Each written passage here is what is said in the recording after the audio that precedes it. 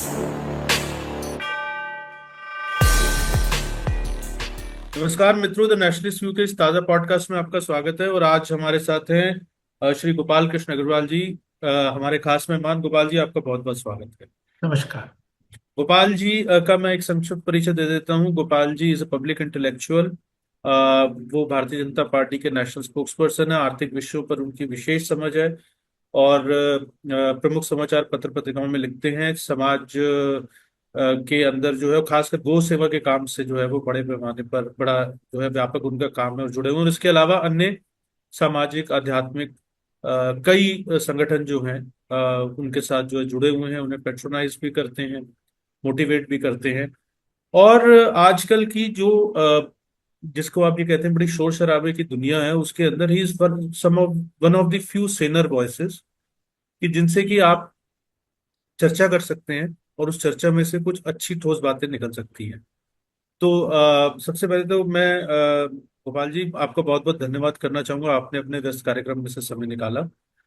और आज हम चर्चा करेंगे मित्रों, पब्लिक सेक्टर अंडरटेकिंग जो कभी जिन्हें सफेद हाथी कहा जाता था। 2014 में नरेंद्र मोदी की सरकार आने के बाद उसके अंदर ऐसा लगता है कि एक टर्न अराउंड हो गया। कई उसमें से स्टॉक मार्केट में लिस्टेड जो है पहले भी थी, लेकिन आज उनके शेयर जो है बड़ी तेजी से दौड़ दौड़ रहे हैं। डिफेंस कंपनीज का हमने देखा टर्न अराउंड कैसे हुआ। तो ऐसी कई कंपनियां बंद होने के कगार पर थी। और जो पीएसयूज कभी इनएफिशिएंसी का, जिसको आप कह सकते हैं कि एक जीता जागता उदाहरण मानी जाती थी, करप्शन का जीता जागता उदाहरण मानी जाती थी, आज उन्हीं में जो है 10 साल के अंदर ऐसा क्या हो गया कि टर्न अराउंड हो गया। और हुआ भी है कि नहीं हुआ। तो उससे पीछे के जो साल है उससे कंपैरिजन करेंगे, क्यों टर्न अराउंड हुआ, कैसे टर्न अराउंड हुआ, इन सब के विषय में गोपाल जी से थोड़ा जानने की कोशिश करेंगे। गोपाल जी, मेरा पहला प्रश्न है आपसे। 2014 जब नरेंद्र मोदी के नेतृत्व में भारतीय जनता पार्टी नीत राष्ट्रीय जनतांत्रिक गठबंधन की सरकार आई, उससे पहले 10 साल तक यूपीए का राज था। और उससे पहले बीच में भाजपा का जो है एक माइनॉरिटी गवर्नमेंट जिसको आप कह सकते हैं, मतलब कोलिशन गवर्नमेंट थी अटल बिहारी वाजपेयी जी के समय। बट उसके अलावा कमोबेश कांग्रेस का ही राज रहा। तो पहले के पीएसयू सिनेरियो में और आज के पीएसयू सिनेरियो में पिछले 10 साल में क्या डिफरेंस आ गया, 10 से 11 साल? धन- धन्यवाद अरुण जी।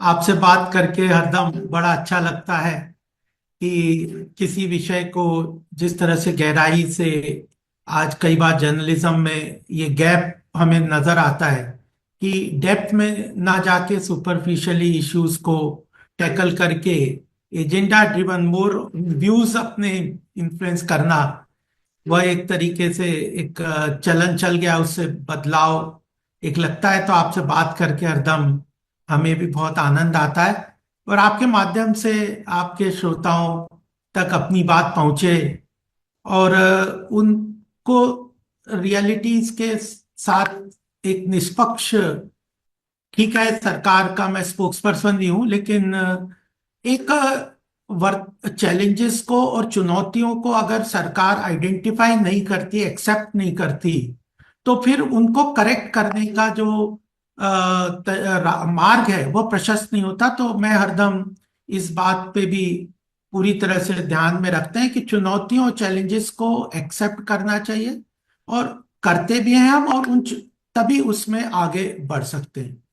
तो इसी लाइन पे सबसे पहली बात मैं यहाँ पे कहना चाहता हूँ कि 2014 में जब हमारी सरकार मोदी जी के नेतृत्व में बनी थी, उस समय का जो इकोनॉमिक सर्वे एक आया था और जो कि अरविंद सुब्रमण्यम जी लेके आए थे, वो पहले क्रिटिक ही है एक तरीके से हमारी सरकार के कई विषयों में। उन्होंने कहा था कि ट्विन बैलेंस शीट प्रॉब्लम्स हमारे बैंकिंग सेक्टर, फाइनेंशियल इंस्टीट्यूशन, जिसमें पब्लिक सेक्टर बैंक सबसे ज्यादा महत्वपूर्ण रोल हमारी इकोनॉमी में सरकार के बजट के बाद करते हैं, वो twin balance sheet problem corporate sector और फाइनेंशियल इंस्टीट्यूशंस के ऊपर उन्होंने नोट किया था, अंडरलाइन किया था। और उन्होंने कहा था कि एक तो banking sector NPA, unidentified NPA से बहुत बुरी तरह से त्रस्त है, यानी नॉन परफॉर्मिंग एसेट्स, ऐसे लोन जो कि ना वापस आएंगे ना वो बैंक के पैसों को सर्विस कर पा रहे हैं, यानी इंटरेस्ट और रीपेमेंट दोनों में वह बैंकिंग इंस्टीट्यूशंस के पैसे को सर्विस नहीं कर पा रहे। और जबकि ऐसे बैलेंस शीट पे वो आपके एसेट की तरह दिखता रहेगा, क्योंकि वो आपने हाँ, लोन दिया हो। बिल्कुल। तो वह एनपीए, अनआइडेंटिफाइड एनपीए, बहुत सारे बैंकिंग सेक्टर में है। उसके कारण बैंक की बैलेंस शीट कैपिटलाइजेशन जो स्ट्रेंथ होती है, वो बैंक की बैलेंस शीट बहुत पुअर हो गई है। और वह अपने आप में आगे जो इकोनॉमी को स्ट्रेंथन कर सकते हैं जो चीज, वह नहीं कर पा रहे हैं, करेंगे। और दूसरा उन्होंने कहा था ट्विन बैलेंस शीट प्रॉब्लम्स में, दूसरा उन्होंने कहा कॉरपोरेट सेक्टर में ओवर लिवरेज हो गया है। यानी डेट टू इक्विटी रेशियो उन्होंने, क्योंकि बैंक इजी फाइनेंसिंग मिल रही थी उससे पहले, 2006 से लेके 2012-13 तक, जो यूपीए सरकार ने एक एकदम खुली छूट, क्रेडिट जैसे फोन बैंकिंग जिसको कहते थे, उस तरह से किसी भी, बिना किसी प्रोजेक्ट को इवेल्युएट किए, बिना किसी प्रॉफिटेबिलिटी को प्रॉपरली इवेल्युएट किए, पेमेंट, लोन कैसे वापस करेंगे कॉरपोरेट सेक्टर के कुछ लोग, फ्लाई बाय नाइट ऑपरेटर्स, उस सब को बिना ध्यान दिए उनको काफी loan, easy loan phone banking के माध्यम से दिया, तो उनकी बैलेंस शीट्स बहुत ओवर लीवरेज्ड हो गई थी। और वह भी बुरी हालत में थी। तो वह भी एक कॉरपोरेट सेक्टर के लिए बड़ा हमारे लिए चैलेंज था। तो ये दो चैलेंजेस को मीट आउट करने को एक्नॉलेज करना शुरू किया, और बैंकिंग सेक्टर में जबरदस्त एक एक्सरसाइज शुरू की कि एनपीए को रिकॉग्नाइज किया। तो जो एनपीए था बैंकिंग सेक्टर में, वह लगभग, वह जो एकदम 9 से 10% का पता चला कि उनका कैपिटल जो है 9 से 10% का ऐसा कैपिटल है जो कि रिकवरेबल नहीं है। यह लीगेसी प्रॉब्लम था, उसको ठीक करना बहुत जरूरी था बैंक को स्ट्रेंथन करने के लिए। तो सरकार ने उसके लिए कई इमीडिएट स्टेप्स लिए हमारी सरकार ने, जिसमें इंसॉल्वेंसी बैंक्रप्सी कोड बहुत महत्वपूर्ण विषय था, जो कॉरपोरेट सेक्टर के अनरिकवरेबल लोन को रीस्ट्रक्चर करके उन प्रोजेक्ट्स को रीवायबिलिटी स्ट्रेंथन करने के साथ उनको स्ट्रेंथन करने का भी काम करे, और बैंक का पैसा रिकवरी के लिए भी जितना भी पैसा रिकवर हो सकता है, जिस भी माध्यम से हो सकता है, लीगल सिस्टम से, प्रमोटर्स को रीचेंज करके, रीअलाइन करके, प्रोजेक्ट को रीस्ट्रक्चर करके, जितना भी बैंक पैसा रिकवर कर सकते हैं ज्यादा से ज्यादा, उस प्रोसेस को स्ट्रेंथन करने के लिए कुछ लॉज में अमेंडमेंट किए, जिसमें इंसॉल्वेंसी बैंक्रप्सी कोड बहुत महत्वपूर्ण था, फ्यूगिटिव ऑफेंडर्स था, जिसमें बेनामी प्रॉपर्टीज एक्ट था। ऐसे कई सारी चीजों से बैंकिंग इंस्टीट्यूशंस को स्ट्रेंथन किया, और कॉरपोरेट सेक्टर जो एक इजी मनी लेके बैठे हुए थे, और प्रमोटर्स अपने आप में तो बहुत आराम की जिंदगी जी रहे थे, और उनकी कंपनियां एक के बाद एक फेल हो जाती थी। तो उस सारे स्ट्रक्चर को चेंज करने के लिए सरकार ने बड़ा मैसिव काम किया, और साथ में बैंकिंग इंस्टीट्यूशंस को भी रिकैपिटलाइज किया जो उनका कैपिटल लॉस हो गया था। तो इसके कारण बैंकिंग इंस्टीट्यूशंस बहुत अच्छी तरह से स्ट्रेंथन हुए हमारे देश के, और कॉरपोरेट सेक्टर से भी बहुत रिकवरी हुई पीछे। तो एक तो यह एक बहुत बड़ा 10 साल में एक बहुत महत्वपूर्ण बदलाव हमने देखा, और उसके कारण आज लगभग 5% से भी नीचे का एनपीए जो है कैपिटलाइजेशन बैंक का देखते हैं। और आईबीसी के अंतर्गत भी एक टाइमलाइन के अंदर बहुत सारा पैसा रिकवर हुआ, जो प्रोजेक्ट कई जो कि नहीं चला पा रहे थे, प्रमोटर्स अपने वेस्टेड फंड डाइवर्जन वगैरह के कारण, उनको नए प्रमोटर्स को चेंज करके उन प्रोजेक्ट्स को भी वायबल किया। और जो बिल्कुल खराब ही हो चुके थे, जो बिल्कुल फेक और फ्रॉड प्रोजेक्ट थे, उनमें से जितना पैसा लिक्विडेशन के माध्यम से रिकवर हो सकता था, वह सरकार ने किया। और लगभग 5-6 लाख करोड़ रुपया बैंकों का इस 10 साल में रिकवरी हुई, और लगभग 1.25 लाख करोड़ का बैंक को रिकैपिटलाइजेशन किया। तो बैंक के पास एक लिक्विडिटी हुई, एक ट्रांसपेरेंसी आई, उनको फिर से पैसा क्रेडिट फॉर्मेशन के लिए देने के लिए मजबूती आई, और उसका हम देखेंगे तो सीधा एक ये तो एक स्टेप्स थे, लेकिन इसका सीधा इम्पैक्ट जैसा आपने कहा, कैपिटल मार्केट में उसका एक इम्पैक्ट आया। और उस कैपिटल मार्केट के इम्पैक्ट के कारण जो, चाहे स्टेट बैंक को देख लो, बैंक ऑफ बड़ौदा को देख लो, इंडियन बैंक को देख लो, इन सब के रेट्स में जबरदस्त उछाल आया। और एसबीआई तो ग्लोबल लेवल पे आज रिकॉग्नाइज किया गया, इनफैक्ट जिसकी सक्सेस स्टोरी स्टॉक मानती मार्केट है। का जो बुल रन चला 2024 के एंड तक, समझ लीजिए सितंबर तक जो है, वो 2 साल जो बड़ा बुल रन चला, तो पीएसयू जो बैंकिंग सेक्टर था वही लीड कर रहा था। बेसिकली सारे एनालिस्ट यही कह रहे थे जो है कि शेयर प्राइसेस सारे पीएसयू बैंक्स के डबल ट्रिपल हो गए ऑलमोस्ट जो है उस दौरान जो है। और अभी जब बीच में फॉल भी आया या कुछ वो आया, तो जो पीएसयू के जो बैंकिंग सेक्टर था, जो पीएसयू बैंक्स थे, उसमें इतना ज्यादा फॉल हमें बेसिकली जो है वो नहीं देखने को मिला, which shows basically the depth of recovery which has been done. Ji.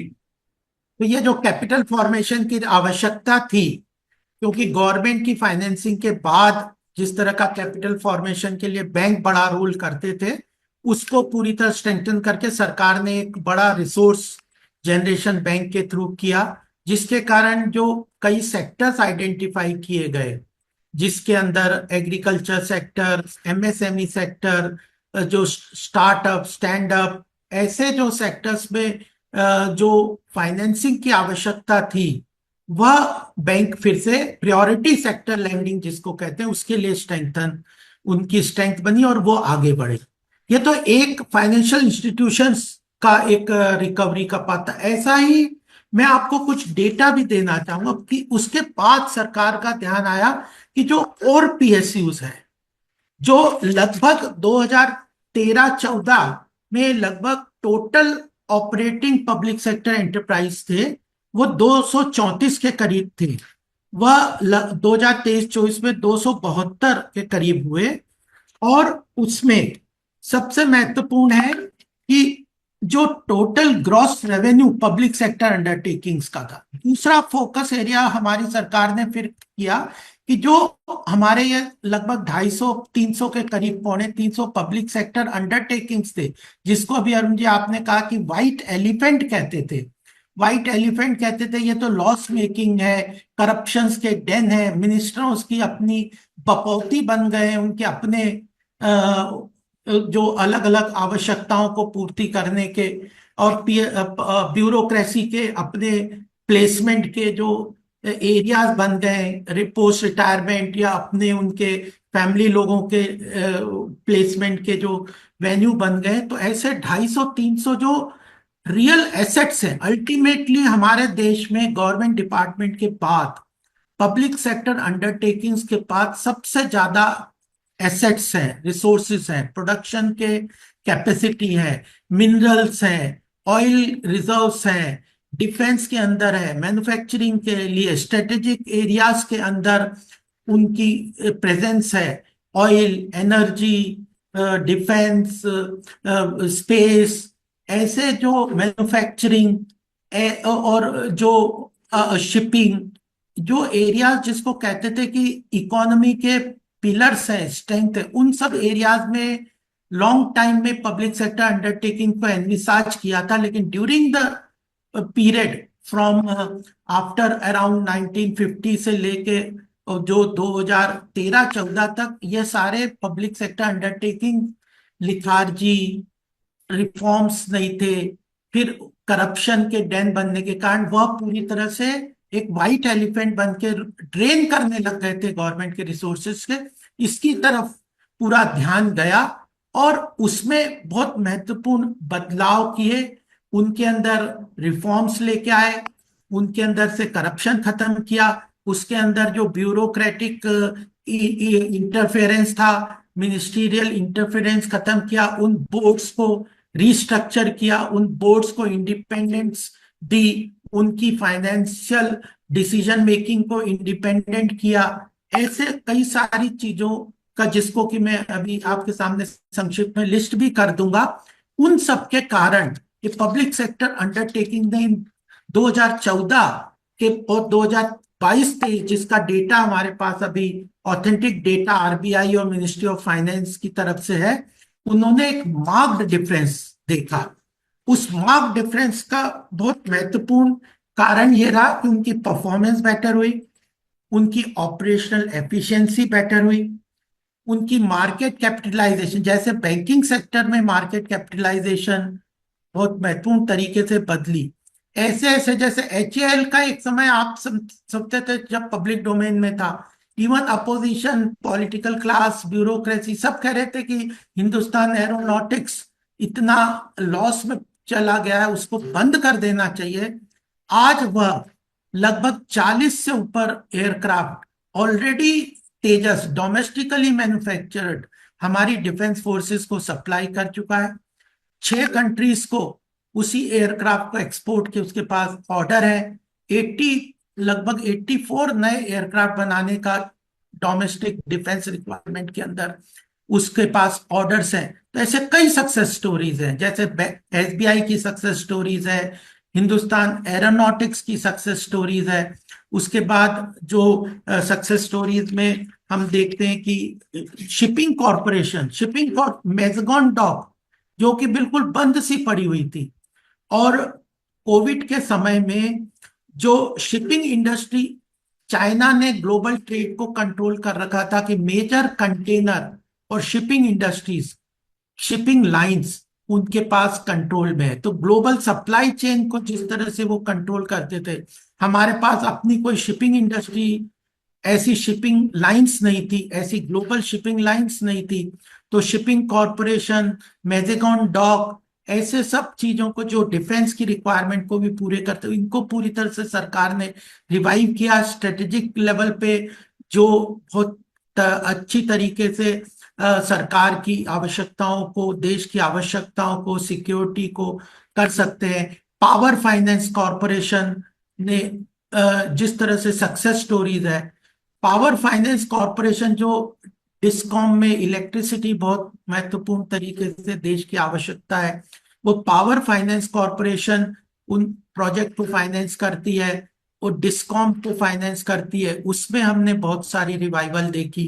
Rural electrification company, आज रूरल इलेक्ट्रिफिकेशन कंपनी जो बिल्कुल लिस्टेड नहीं थी, वह अपने आप में आज उसका इतना बढ़िया रेट, लगभग उसका रूरल इलेक्ट्रिफिकेशन कंपनी का जो रेट आज के डेट में हो गया है, वह लगभग 91 रुपीज था 2013-14 में, वो 440 रुपया हो गया। ऐसे ही हमारा ये जो भारत पेट्रोलियम है, उसका रेट 71 रुपए था, आज बोनस देने के बाद उसका 300 रुपया रेट चल रहा है। तो ये सरकार की वैल्यूएशंस को भी बढ़ाता है, सरकार के होल्डिंग को बढ़ाता है, उनके इन्वेस्टमेंट्स को बढ़ाता है। तो ऐसे कंटेनर कॉरपोरेशन, ऐसी कई, नवरत्ना है, महारत्ना है, फाइनेंशियल इंस्टीट्यूशंस है, उनके कैपिटल मार्केट को हम रेट्स को कंपेयर करें तो वह अपने आप में बहुत महत्वपूर्ण बदलाव देखते हैं। और इनका इम्पैक्ट क्या हुआ, पूरी इकोनॉमी को रिवाइव कर दिया। आज अगर हम एक, कई बार जनरल पब्लिक में ये चर्चा आती कि बजट में इंफ्रास्ट्रक्चर डेवलपमेंट के लिए लगभग सरकार अपने हर साल के पिछले 3-4 साल के बजट में 10 से 11 लाख करोड़ का एनुअल प्रोविजन करती है इंफ्रास्ट्रक्चर डेवलपमेंट के लिए। देश में इलेक्ट्रिक रोड्स बनने, एयरपोर्ट्स बनने, एक्सप्रेस हाईवे बनने, ब्रिजेस बनने, रेलवे लाइंस बननी है, तो लगभग 11 लाख करोड़ का हर साल बजट से सरकार प्रोविजन करती है, जिसके कारण हम ease of doing business, ease of living business देखते हैं।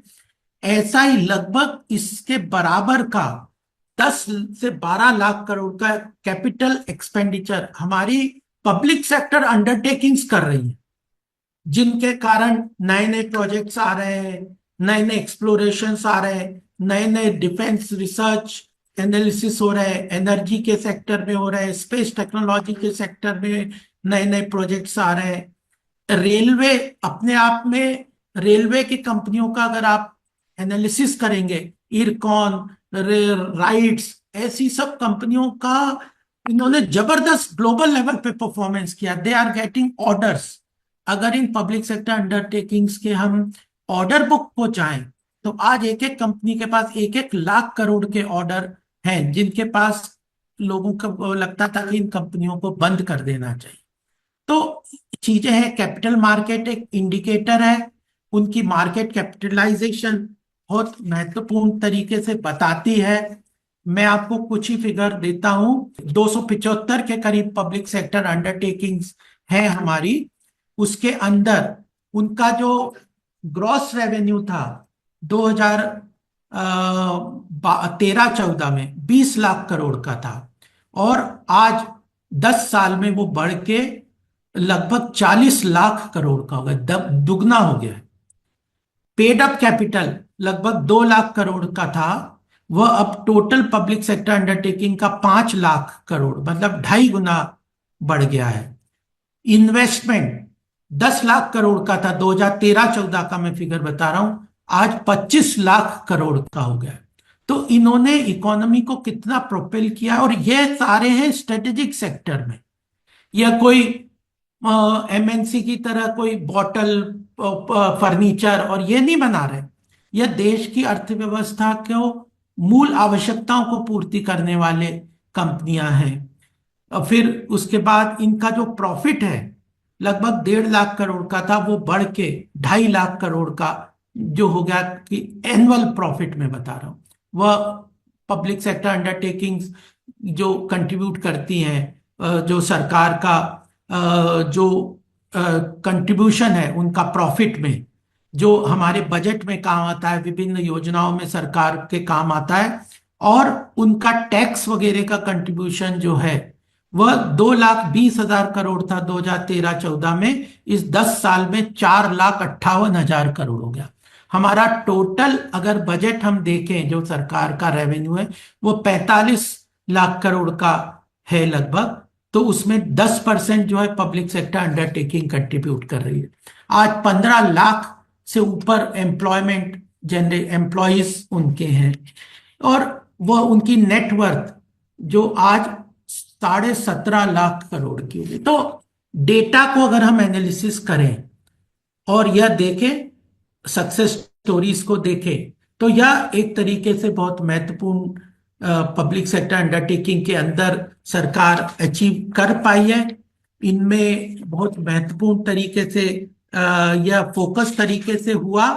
और हमें यह भी एनालिसिस करना चाहिए अरुण जी कि यह केवल कोई भी काम देश में चाहने से नहीं होता। हम भी सभी चाहते थे कि हमारी पब्लिक सेक्टर अंडरटेकिंग महारत्ना नाम दिया, नवरत्ना दिया, लेकिन वह बुरे हाल में थी। कुछ कंपनियां, आपको एयर इंडिया का मैं एग्जांपल बताऊं, आपने पूछा था पहले और बाद में क्या फर्क हुआ। एयर इंडिया इतनी अच्छी एयरलाइन थी, ग्लोबल लेवल पे उसका रिकॉग्निशन था, लेकिन जब हम 2013-14 तक पहुंचे तो एयर इंडिया और इंडियन एयरलाइंस मर्ज होके इनका एनुअल बुरी तरह से लॉसेस में चल रही थी, और लगभग 60,000 करोड़ का डेट इसका एक्यूमुलेट हो गया था, जिसका इतना ब्याज केंद्र सरकार को हर साल देना पड़ता था, और एयरलाइन लॉस में चल रही थी। और दूसरी तरफ इंडिगो प्राइवेट एयरलाइंस को देखो, वो खूब प्रॉफिट कमा रहे थे।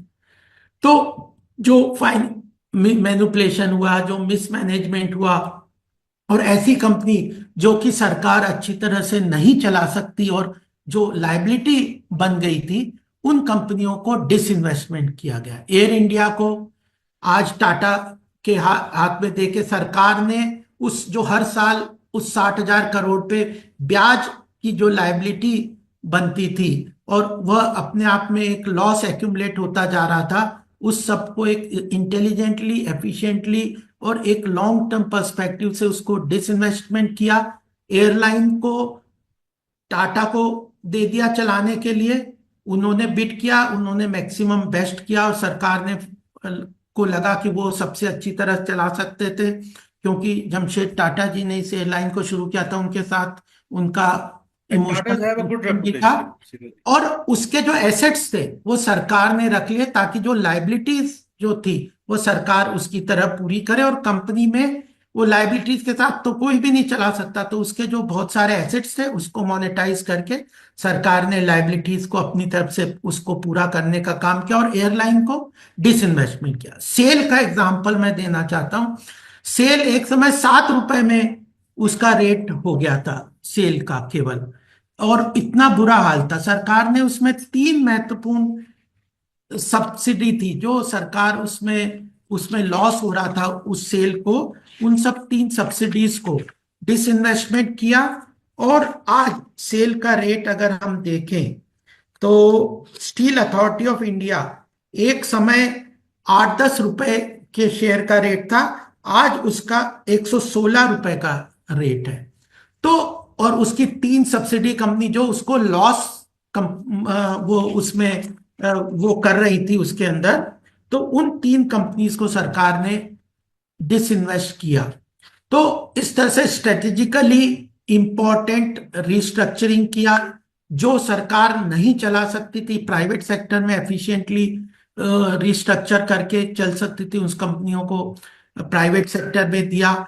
जो कंपनियां स्ट्रेटेजिकली इंपॉर्टेंट थी उसके बोर्ड को इंडिपेंडेंट किया, उनकी परफॉर्मेंस को बढ़ाया, उनकी ऑपरेशनल एफिशिएंसी को बढ़ाया, उनकी फाइनेंशियल रिस्ट्रक्चरिंग करके उनकी अगर फाइनेंशियल रिक्वायरमेंट्स को सरकार ने पूरा किया, और मर्जर और एक्विजिशन भी किया। बैंक, हमारे यहाँ 27 बैंक थे, सरकार ने कहा कि हमें 27 बैंक क्यों चाहिए पब्लिक सेक्टर अंडरटेकिंग्स के, तो सरकार ने कहा हम 10 बैंक को करेंगे। एक जो खराब परफॉर्म कर रहा था, जैसे बैंक ऑफ बड़ौदा का ही एग्जांपल लें, बैंक ऑफ बड़ौदा अच्छा बैंक चल रहा था, विजय बैंक अच्छा बैंक चल रहा था, लेकिन देना बैंक खराब चल रहा था।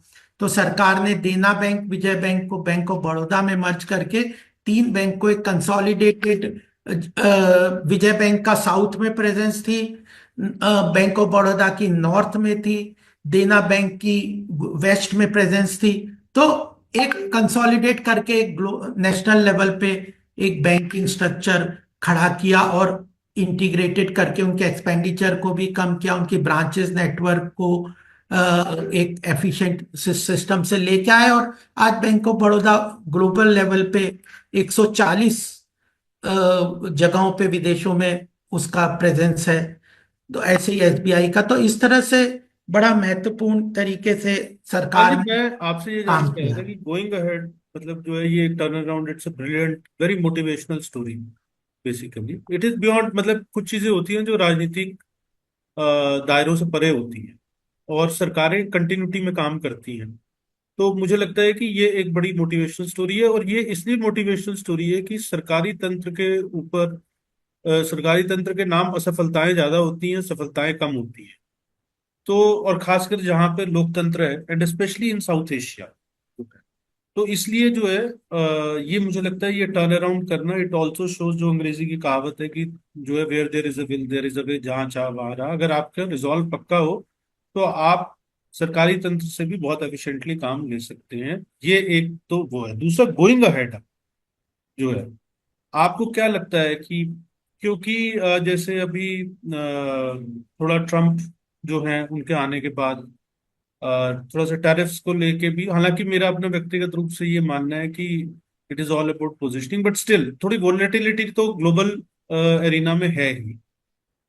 उसके फायदे भी होते हैं, नुकसान भी होते हैं, जो है दोनों चीजें। लेकिन गोइंग अहेड पीएसयूज के लिए अब नेक्स्ट रिबाउंड कर लिया, एक सर्टेन लेवल पे पहुंच गए, ग्लोबल प्रेजेंस भी दर्ज करवा रहे हैं, जो है गवर्नमेंट की पॉलिसीज के साथ एक सिंक में आ गए, प्रोफेशनल एफिशिएंसी बढ़ रही। बट गोइंग अहेड, एक क्विक आप 5-6 मिनट में अगर हमें रिकैप करें कि what is the way for.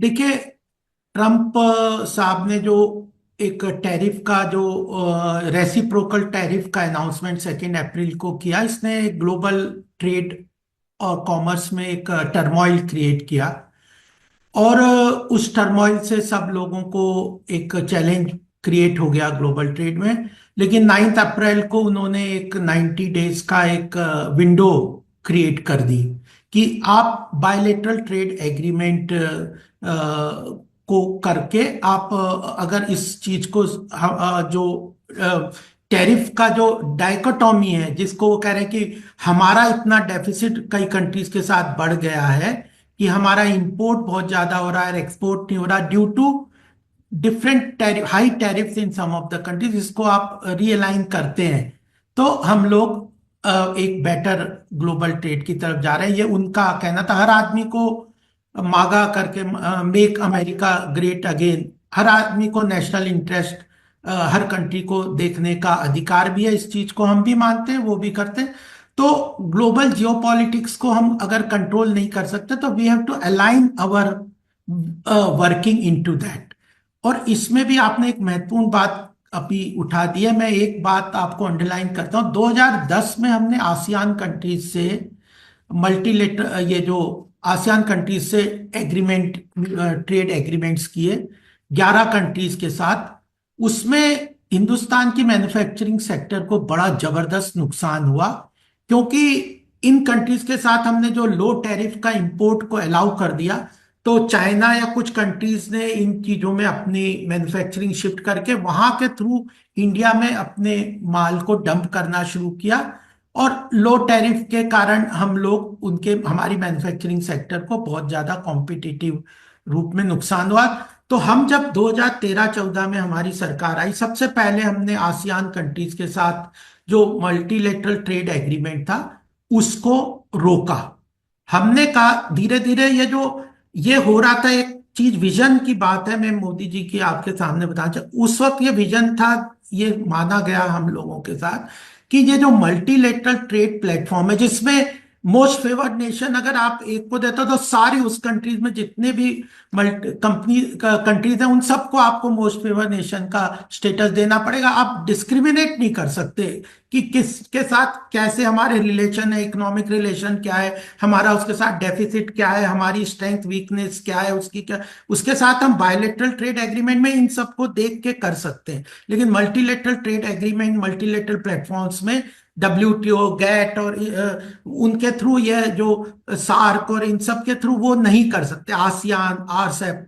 तो धीरे धीरे हमने कहा कि हम बायलेटरल ट्रेड एग्रीमेंट की तरफ जाएंगे, और हमने आसियान कंट्रीज के साथ जो एग्रीमेंट्स थे उनको रोका, उनको सस्पेंड किया।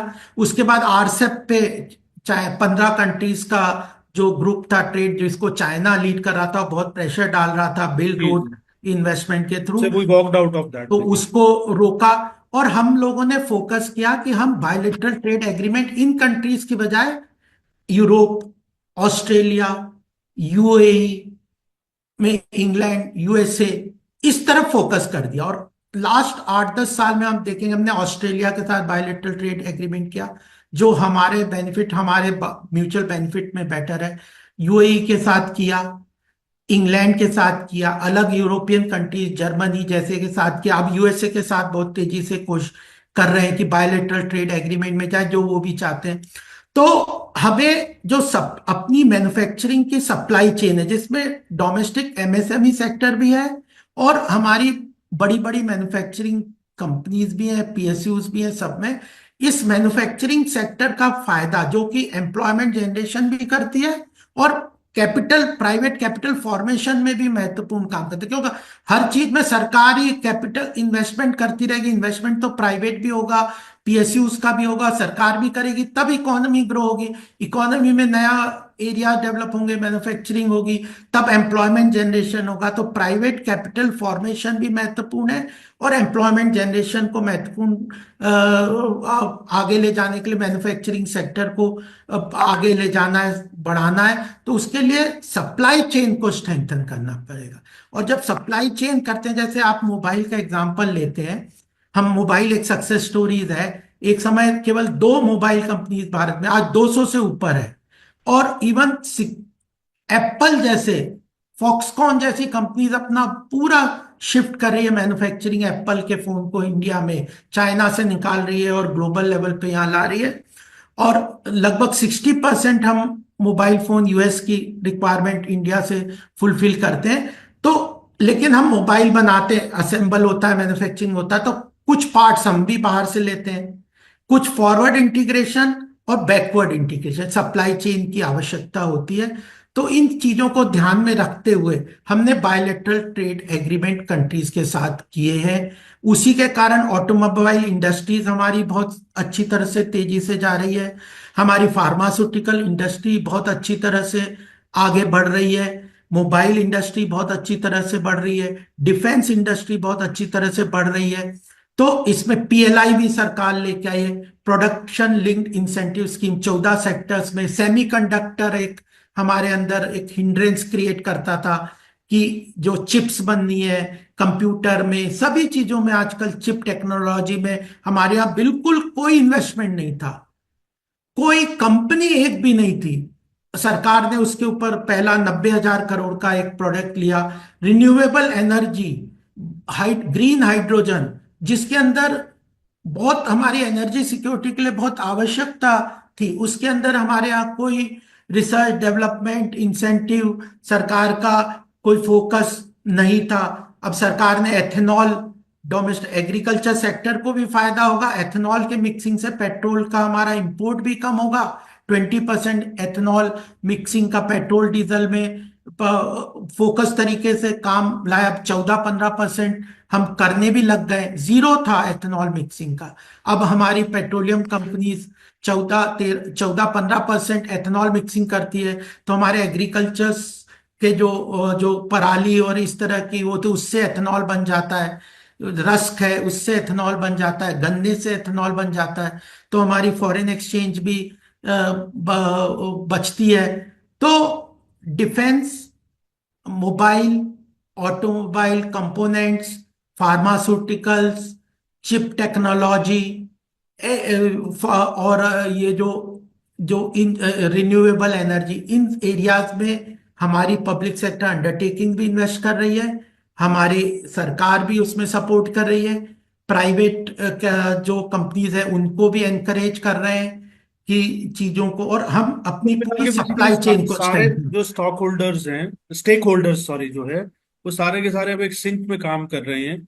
एंड इंडिया इज अलाइनिंग, एक तरीके से हम शिफ्ट कर रहे हैं मल्टीलेटरल ट्रेड प्लेटफॉर्म से बेसिकली बायलेटरल पर, because that is in fact Trump जो है उन्होंने भी जो यही कि, जो दर्शकों को जानकारी नहीं है वो मैं बता दूं कि राष्ट्रीय स्वयंसेवक संघ के एक बड़े स्टॉलवर्ड थे श्री दत्तोपंत ठेंगड़ी जी।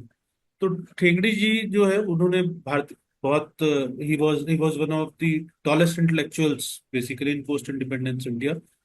और उनकी एक किताब है थर्ड वे, उसको आप पढ़ें, जिसमें कि वो बड़े स्पष्ट रूप से लिखते हैं कि मल्टीलेटरल प्लेटफॉर्म्स जो है वो, उसके साथ अगर आप ग्लोबलाइजेशन करने की कोशिश करेंगे तो वो फिजिबल नहीं होगा। आज जो बात दत्तोपंत ठेंगड़ी जी ने कही थी वही ट्रम्प कर रहे हैं। और एक तरीके से, और ये भारत सरकार 2014 से, आप इसको ये भी कह सकते हैं कि ये जो नई, ये जो सफलता की कहानी पीएसयूज की है, जो इकोनॉमिक सक्सेस मिली है, इसका एक बहुत बड़ा कारण ये है कि जो इकोनॉमिक फिलॉसफी नरेंद्र मोदी की गवर्नमेंट ने अडॉप्ट की है वो भारतीय सोच में रूटेड है। It is not rooted in the western ideological और वेस्टर्न इकोनॉमिक फ्रेमवर्क। तो आज की चर्चा को यही रोकेंगे, लेकिन अभी बहुत सारे एस्पेक्ट्स हो रहे हैं जिस पर चर्चा करनी है, बट थोड़ा सा समय का कंस्ट्रेंट है, तो इस मैं वजह से एक आज की। बात अरुण जी, लास्ट बात हाँ कहना जी, चाहता प्लीज हूँ प्लीज। कि आपने यूएस की बात की, बहुत इंपॉर्टेंट भी है। इसीलिए अभी वाइस प्रेसिडेंट जेडी वैंस आए थे, क्योंकि थोड़ा सा टर्मोइल हो गया, इसलिए उनकी बात पूरा उस तरह, लास्ट में उन्होंने कहा कि दिस 21st सेंचुरी, तो वह ग्लोबल लेवल पे India US partnership and economic focus on economic partnership world को एक नया रास्ता दिखाएगी।